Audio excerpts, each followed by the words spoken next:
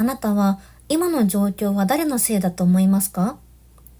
よく言われるのが、親のせい、家庭環境のせい、会社、学校のせい、彼氏とか彼女のせい。いろいろあると思うんですけど、実はこの意識を変えることで、自分がどんな状況であっても必ず脱却することができます。つまり、誰かのせいで自分はこんなに不幸だという状態から、私のおかげで自分はこんなに幸せだに変えていけます。あなたの人生はあなたが操作するものであって、誰かに操作されるものではありません。今日はこの悪しき被害者意識から脱却して、自分の人生を自分でコントロールする方法についてお話ししていきます。まず被害者意識が何かというと、自分は悪くない、すべては他人や環境のせいだという思考パターンのことです。これは誰にでも起こりうる自然な防衛反応なんですけど、これが慢性化すると、自分の力では何も変えられないという思い込みにつながってきます。例えば、今の人生の原因は親が悪い、環境が悪い、だからこうなってるんだ。こう思ってると、他人の影響によって自分の状態が変化する。他人が右に動かしたら自分も右に行って、他人が左に動かしたら自分も左に行く。自分じゃない他人の影響によって自分の人生が作られてるんだって思い込んでしまう。そうすると、それが現実になる。自分の人生のコントロールを他人に委ねてしまっている。そんな状態になってくるんですね。だから、誰かのせい、何かのせいと思ってたら、一生苦しいままなんです。つまり逆に言うと、人生のハンドルを自分の手に取り戻すことで、自分の人生はいくらでも変えていけます。これを証明する言葉として、哲学者のジャンポール・サルトルが、人間は自分が選んだ自分であるという言葉を残しています。これはどういうことかというと、たとえどんな境遇に置かれても、最後にどう生きるかは自分で決められるということです。つまり、過去や他人によって傷つけられた事実があったとしても、その出来事の意味をどう捉え、どう行動するかは完全に自分の選択に委ねられているんです。ここで私の大好きなイーロン・マスクの話をしたいんですけど、彼の幼少期は結構ひどいものだったんですね。南アフリカで育って、学校でひどいいじめを受けて、階段から突き落とされて病院に運ばれたこともありました。また、両親は離婚していて、父親との関係も劣悪で、精神的に非常に厳しい家庭環境だったと言われています。でも彼は自分の人生を被害者として生きるのではなく、主人公として生きることを選びました。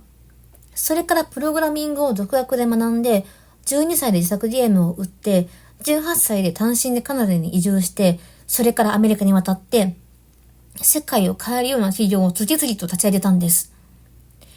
それで今は世界一の富豪になってるじゃないですか。彼の歩みを見ると、彼はあの時環境が悪かったからダメだった。そういうことは一言も言ってないんです。むしろ、だから自分が変えてやる。そう言って行動し続けた人なんです。つまり、自分の人生は誰かのせいで作られているものではなくて、自分の手で作っていくものなんですね。じゃあ、どのようにして自分の人生のハンドルを取り戻していけばいいのかについてお話ししていきます。まず一つ目は自分の感情を認める。例えば、悔しい、悲しい、ムカつくとか思ったら、自分をまな板の上に乗ってる魚だと思って自分の状態を俯瞰します。そして、今自分は悔しいんだな、悲しいんだな。そうやって感情を受け入れることから始めます。次に大事なのは、今自分は誰かのせいにしてるなって気づくことです。これは責めるためじゃなくて、自分がコントロールを手放しているサインに気づくためです。例えば、上司のせいでうまくいかない、恋人のあの態度のせいで落ち込んでる、環境が整わないから動けない。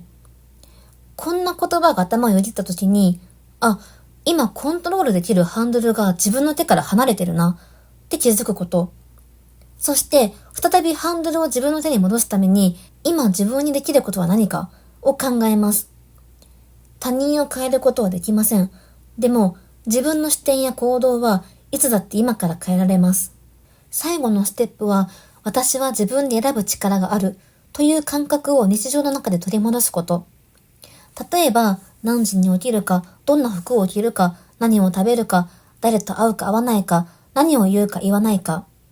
すべての瞬間が自分で選べる場面でできています。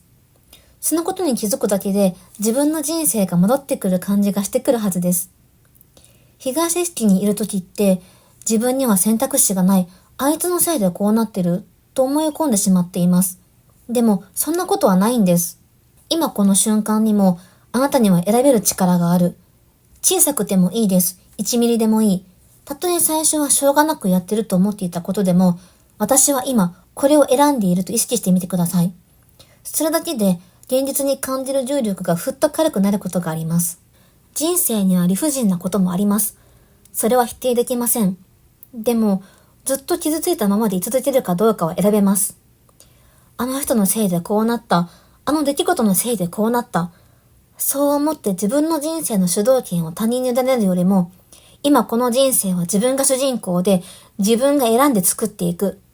こうやって人生のハンドルを自分で握って生きてみてください。絶対にあなたは変わります。